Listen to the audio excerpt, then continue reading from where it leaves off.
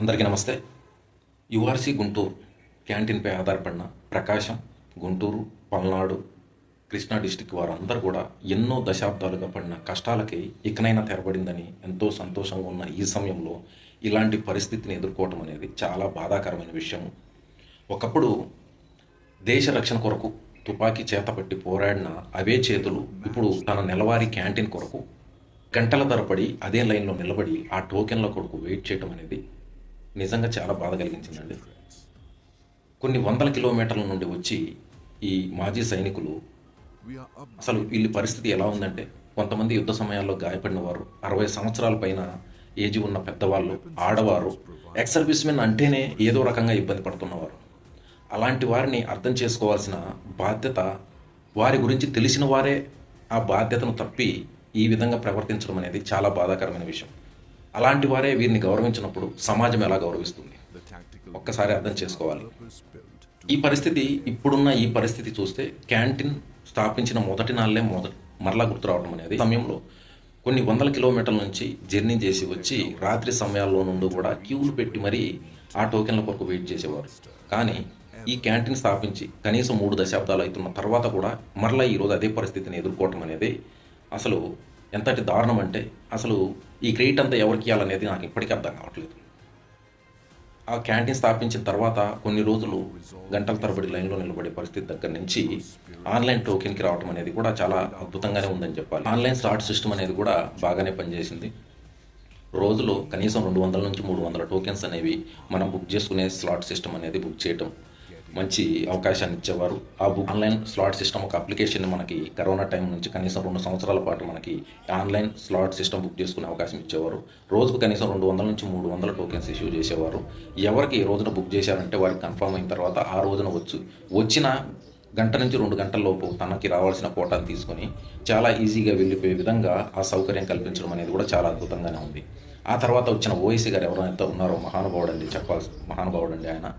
ఆయన మాత్రం చేసిన పని, ఆ సమయంలో చేసిన ఆ స్టాఫ్ చేసిన పని కూడా చాలా అద్భుతంగా ఉందని చెప్పాలంటే, 3 దశాబ్దాల నిరీక్షణకి తెరబడింది.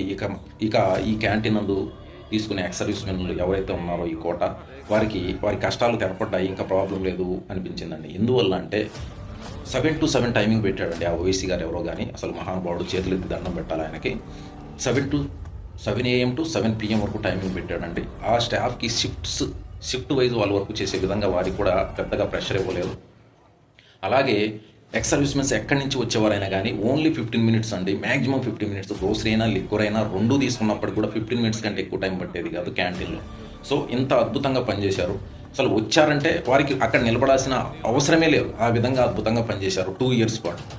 అసలు ఎక్కడెక్కడ వాళ్ళు కూడా వచ్చి అక్కడ క్యాంటీన్లో సామాన్ తీసుకుని వెళ్ళిపోయారండి. అసలు ఆ మహానుభావుడికి సెల్యూట్ తప్పకుండా చేయాలి. ఆ తర్వాత ఇక నెక్స్ట్ రీసెంట్గా ఒక 6 months నుంచి ఓవైసీ గారు వచ్చారు కదా, ఆ సార్ని కూడా మనం తప్పకుండా గుర్తు చేసుకోవాల్సిన అవసరం ఎంతైనా ఉంది. ఎక్కడ కూడా మన క్యాంటీన్ లోపల ఎక్కడ గాలి దూరకుండా చాలా భద్రతను ఏర్పాటు చేశాడు. ఇక వెయిటింగ్ హాల్స్ కూడా చాలా బాగా ఏర్పాటు చేశాడు. అలాగే అసలు ఎవరికి లాని ఆలోచన హోటల్ను కూడా అరేంజ్మెంట్ చేశాడు ఎక్స్ సర్వీస్మెన్స్కి. అంత అద్భుతంగా చేశాడండి ఆయన. అయితే చేసిన అసలు ప్రాబ్లం ఎక్కడ వచ్చింది అంటే, లాస్ట్ ఓవైసీ గారు ఏదైతే కంటిన్యూ చేస్తున్నాడో ఈ సిస్టమ్ అనేది, ఆ 7 to 7 అనే ఈ టైమింగ్ అనేది, దీనివల్లనే మొత్తం ప్రాబ్లం కూడా స్టార్ట్ అయింది.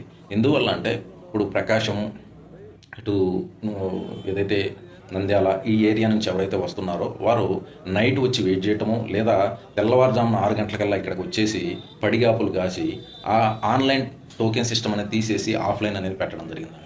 ఇక్కడ ఇంత దారుణమైన పరిస్థితి ఏర్పడిందంటే, చల్లెనక ఎండనక క్యూ లైన్లు ఎంత దూరం ఉన్నాయో ఇక్కడ మీరు వీడియోలో గమనించవచ్చు.